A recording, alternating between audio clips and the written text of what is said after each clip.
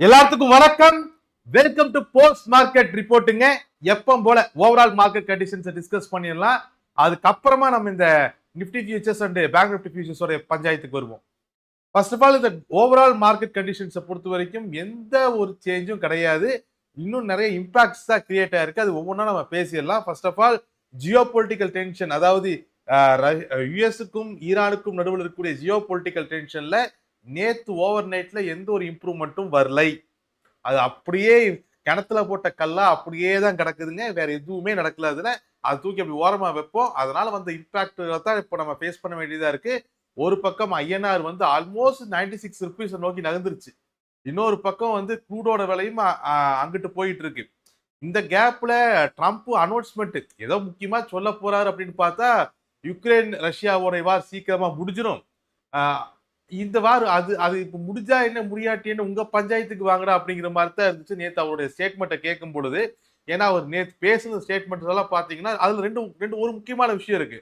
First of all our சொன்ன point வந்து யுக்ரைனுடைய வார் வந்து கூடிய சீக்கிரம் முடிய போகுது அப்படிங்கறத சொல்றாரு. ரெண்டாவது ஒண்ணு என்ன சொல்றாரு அப்படின்னு சொன்னா ரஷ்யாவினுடைய ஆயில வாங்கறதுக்கு நிறைய தடைகள் போட்டிருந்தாங்க இல்லையா, நிறைய சாங்ஷன்ஸ் போட்டிருந்தாங்க இல்லையா, அந்த சாங்ஷன்ஸை ரிமூவ் பண்றதுக்கான வாய்ப்பு இருக்கு அப்படிங்கறது பேசுறாரு. ஸோ சப்போஸ் இந்த நேத்து அவர் சொன்ன விஷயத்துல இந்த ரஷ்யா ஆயில் மேல இருக்கக்கூடிய தடைகளை நீக்கிற பட்சத்துல இந்தியாவுக்கும் சீப்பான ஆயில் கிடைக்கும்.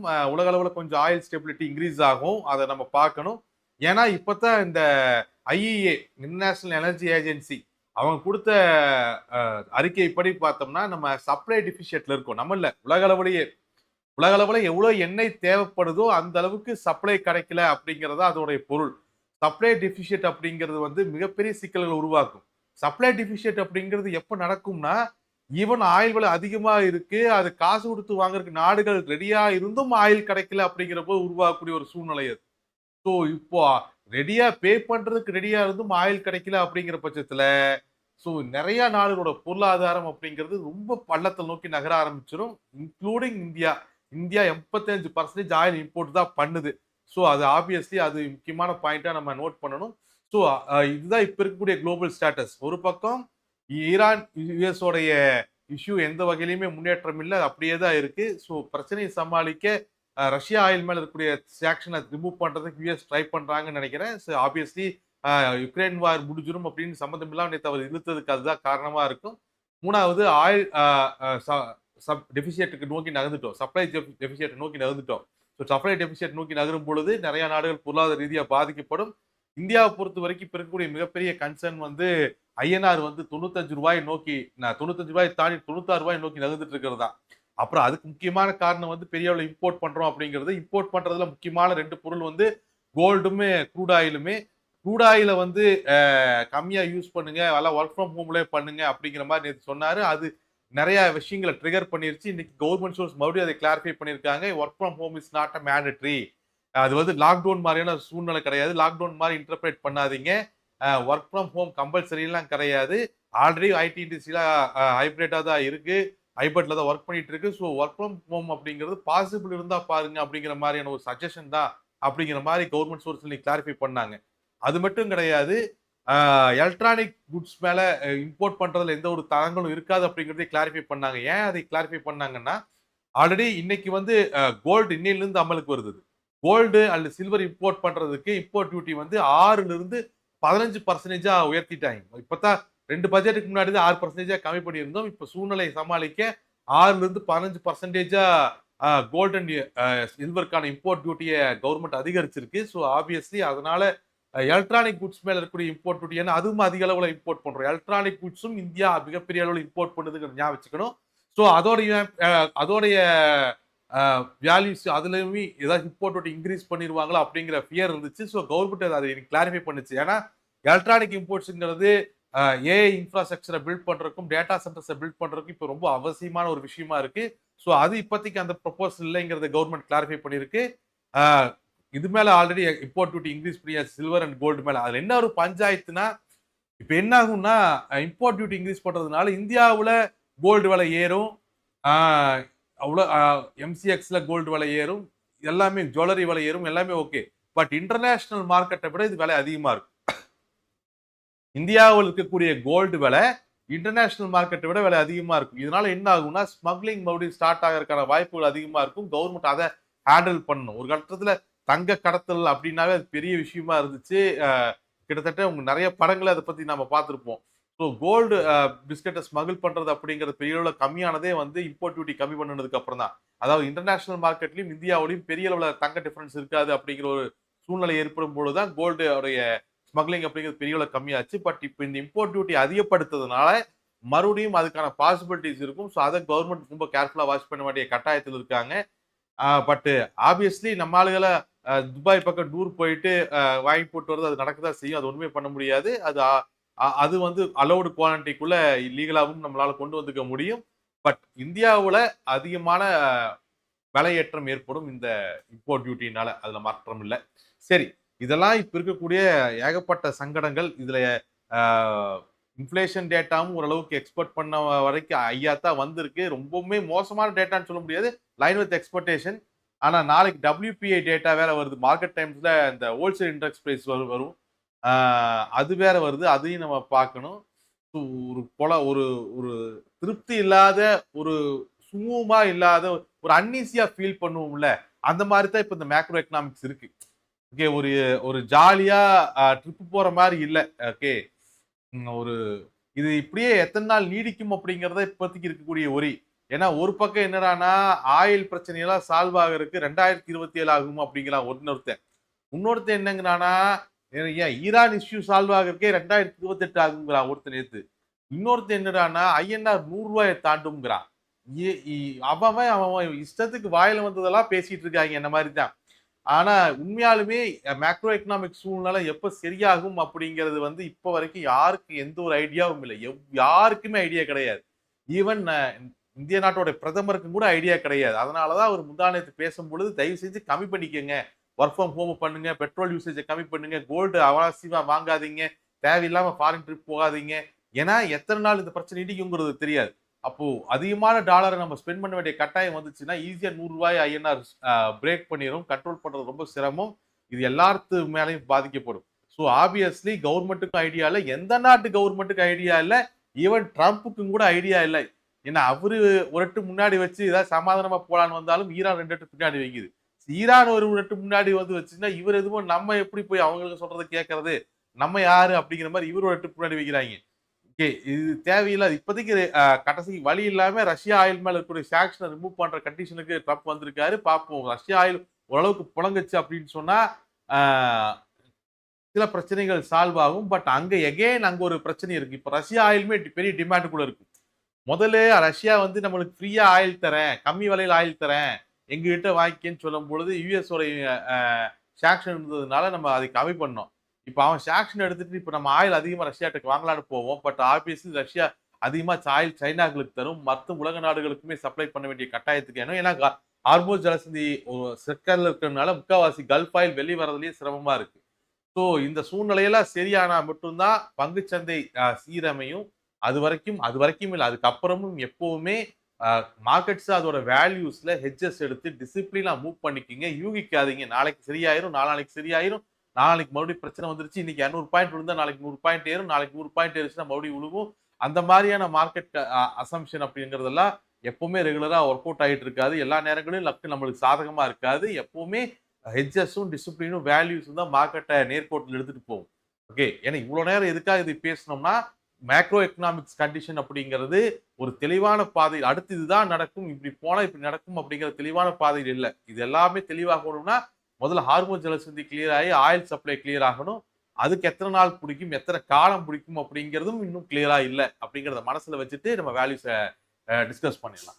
வேல்யூஸை பொறுத்த வரைக்குமே ஆல்மோஸ்ட் இன்னைக்கு எந்த ஒரு பக்கமும் ஸ்டேபிள் ஆகாம தான் இருந்துச்சு. முதல்ல ஃபர்ஸ்ட் ஆஃப் ஆல் காலையில மார்க்கெட் ஓப்பன் ஆன உடனேயே 24,458 ஓப்பன் ஆனது. கன்சால்டேஷன் ஜோன் நியூட்ரல் ஜோன்ல தான் ஓப்பன் ஆச்சு. 23,528 சொல்லக்கூடிய அந்த புல் மார்க்கெட்டோட ஸ்டார்டிங் பாயிண்ட் பிரைமரி ரெசிஸ்டன்ஸ், 23,458 சொல்லக்கூடிய பியர் மார்க்கெட்டோட ஸ்டார்டிங் பாயிண்ட் அல்லது பிரைமரி சப்போர்ட் ரெண்டுக்கு நடுவில் தான் ஓப்பன் ஆச்சு.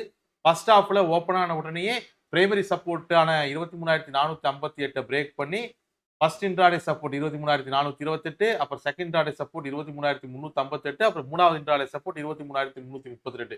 மூணையும் அச்சீவ் பண்ணுச்சு. அப்புறம் 23,332ங்கிற மூணாவது இன்ட்ராடே சப்போர்ட்ல எக்ஸாக்ட்டா டிஃபெண்ட் பண்ணி மறுபடியும் பிரைமரி சப்போர்ட்டை அச்சீவ் பண்ணாங்க. அதுக்கப்புறம் மறுபடியும் பிரைமரி ரெசிஸ்டன்ஸை பிரேக் பண்றதுக்கு முயற்சி பண்ணாங்க. First attempt 23,528.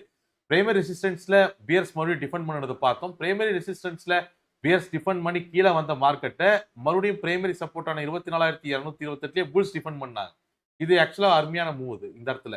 ரெண்டு பேருமே டிஃபெண்ட் பண்ணாங்க. செகண்ட் அட்டெம்ப்ட்ல 528ங்கிற பிரைமரி ரெசிஸ்டன்ஸை பீட் பண்ணி ஃபர்ஸ்ட் இன்ட்ராடே ரெசிஸ்டன்ஸான 23,558 புல்ஸ் அச்சீவ் பண்ணாங்க. மறுபடியும் அதே இடத்துல எக்ஸாக்டா 558ல மறுபடியும் பிஎஸ் டிஃபெண்ட் பண்ணதை பார்த்தோம். அப்படி டிஃபெண்ட் பண்ணி கீழே வந்த மார்க்கெட்டை 23,458ன்னு சொல்லக்கூடிய பியர் மார்க்கெட்டோட ஸ்டார்டிங் பாயிண்ட்ல எகைன் புல்ஸ் டிஃபெண்ட் பண்ணது பார்த்தோம். இந்த டிஃபென்ஸ் ரொம்ப ஸ்ட்ராங்கா இருந்துச்சு. புல்ஸோடைய மூவ் அப்படிங்கிறது first intraday resistance and second intraday resistance reach பண்ணாங்க. மறுபடியும் எகைன் பிஎஸ் டிஃபெண்ட் பண்ணி கன்சால்டேஷன் ஜோன்ல மறுபடியும் கீழே வந்த மார்க்கெட்டை 23,458க்கு கீழே போக விடாம அந்த பிரைமரி சப்போர்ட் அல்லது பியர் மார்க்கெட்டோட ஸ்டார்டிங் பாயிண்ட் கீழே போக விடாம புல்ஸ் மறுபடியும் டிஃபெண்ட் பண்ணி கன்சல்டேஷன் ஜோன்லயே க்ளோஸ் பண்ணியிருக்காங்க. டெக்னிக்கலா எந்த ஒரு மாற்றமும் இல்லை நேற்று க்ளோஸுக்கும் இன்னத்த க்ளோஸுக்கும். இன்னும் அந்த புல் மார்க்கெட்டோட ஸ்டார்டிங் பாயிண்ட் 528க்கும் 23,488 சொல்லக்கூடிய சப்போர்ட்டுக்கும் நடுவில் தான் மார்க்கெட் இன்னும் இருக்கு. அங்கதான் க்ளோஸ் ஆயிருக்கு. எந்த பக்கம் ஸ்டேபிளைசேஷன் நடக்கல. ஆல்ரெடி இந்த மந்த்தை பொறுத்த வரைக்கும் ஒரு புல் மார்க்கெட்டை கம்ப்ளீட் பண்ணியிருக்கோம், ஒரு பியர் மார்க்கெட்டை கம்ப்ளீட் பண்ணியிருக்கோம். நீ அடுத்து ஷார்ட் கவரிங் ரேலியா பியர் மார்க்கெட்டாங்கிற ஒரு சூழ்நிலையில தான் மார்க்கெட் க்ளோசஸ் இருக்கு. க்ளோஸை பொறுத்த வரைக்கும் இது ஒரு ஃபிளாட் டு நெகட்டிவ் க்ளோஸ் தான். இந்த க்ளோஸை பொறுத்த வரைக்குமே நாளத்த மார்க்கெட்டோட வேல்யூஸ்ல பெரிய மாற்றங்கள் எதுவும் இல்லை. நாளத்த மார்க்கெட்லயுமே 23,528 பிரைமரி ரெசிஸ்டன்ஸ் அல்லது அதே தான் வந்து மந்த்லி ரெசிஸ்டன்ஸும். அதுக்கு மேல பொசிஷனல் 23,722, அதுக்கும் மேல அடுத்த ரெசிஸ்டன்ஸ் 23,962, பிரைமரி சப்போர்ட் 23,458, அதுதான் வந்து மந்த்லி சப்போர்ட்டும். அதுக்கு கீழே பொசிஷனல் 23,222, அதுக்கும் கீழே அடுத்த மந்த்லி ரெசிஸ்டன்ஸ் வந்து 23,032 சப்போர்ட் 23,032. இன்ட்ராடே ரெசிஸ்டன்ஸை பொறுத்த வரைக்குமே 23,558, 632, 662. அதே மாதிரி இன்ட்ராடே சப்போர்ட்ஸை பொறுத்த வரைக்கும் 23,428, 23,358 அண்ட் 23,338. இதெல்லாம் வந்து பிரைமரி சப்போர்ட்ஸ். ஓகே, ஓஐ ஓப்பன் பண்ணிக்கலாம் ஒரே நிமிஷம். ஓஏ பொறுத்த வரைக்கும் இன்னைக்கும் அதே ஸ்டேட்டஸ் தான். எந்த ஒரு குழப்பமும் கிடையாது. டிஃபென்ஸ் வந்து பியர் சைட்ல ஸ்ட்ராங்கா இருக்கு. அட்டாக் பொசிஷனையும் அவங்க கவர் பண்ணல. புல்ஸை பொறுத்த வரைக்கும் அவங்களோட டிஃபென்ஸ் ஸ்ட்ராங்கா இருக்கு. பட் அட்டாக் பொசிஷன்ஸை ஃபுல்லா கவர் பண்ணியிருக்காங்க புல்ஸை பொறுத்த வரைக்கும்.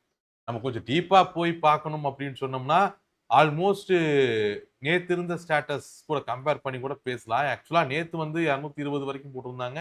ஓகே, இன்னைக்கு அவங்களோட டிஃபென்ஸ் வந்து பியர்ஸோடைய டிஃபென்ஸ் வந்து 450 அந்த ரேஞ்சுகள்லயே எக்ஸாக்டா சொன்னோம்னா 423,500 ரேஞ்சுகள்லயே அது வரைக்கும் ஸ்ட்ராங்கா. அதுக்கப்புறமே கொஞ்சம் கம்மியாக ஆரம்பிச்சிருச்சு. இது வந்து அந்த 458ன்னு சொல்லக்கூடிய அந்த பியர் மார்க்கெட்டோடைய பிரைமரி சப்போர்ட்டை அந்த மந்த்லி சப்போர்ட்டை குறிக்குது. அது வரைக்கும் டிஃபென்ஸ் ஸ்ட்ராங்கா இருக்கு. அதுக்கு மேல அட்டாக் பொசிஷன்ஸ் எல்லாம் அவங்க கம்மியெல்லாம் பண்ணல, ஜஸ்ட் அப்படியே மெயின்டைன் பண்றாங்க. பட் புல்ஸை பொறுத்த வரைக்குமே அவங்களோட டிஃபென்ஸ் எல்லாம் ஓகே, டிஃபென்ஸ் ஓரளவுக்கு ஸ்ட்ராங்கா இருக்கு. அவங்களோட டிஃபென்ஸுமே பாத்தீங்கன்னா 500 ரேஞ்சுகள்ல தான் இருக்கு. அதுக்கு கீழே சிங்கிள் டிஜிட் தான்.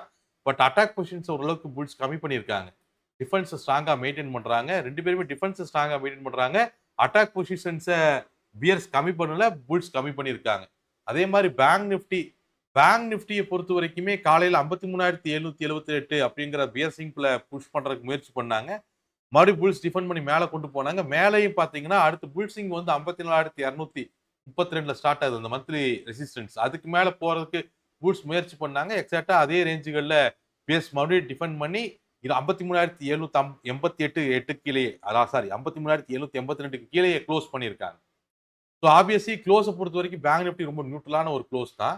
இந்த க்ளோஸை பொறுத்த வரைக்கும் ஆல்மோஸ்ட் நாளத்த மார்க்கெட்டோடைய பிரைமரி ரெசிஸ்டன்ஸ் அப்படிங்கிறது 53,632, அதுக்கு மேல monthly resistance 53,782, 54,232, 54,762, primary support 53,558 primary support. அதுக்கு கீழே மந்த்லி சப்போர்ட்ஸ்னு பாத்தீங்கன்னா 53,122, 52,862, 52,322, இதெல்லாம் பிரைமரி சப்போர்ட்ஸா இருக்கு.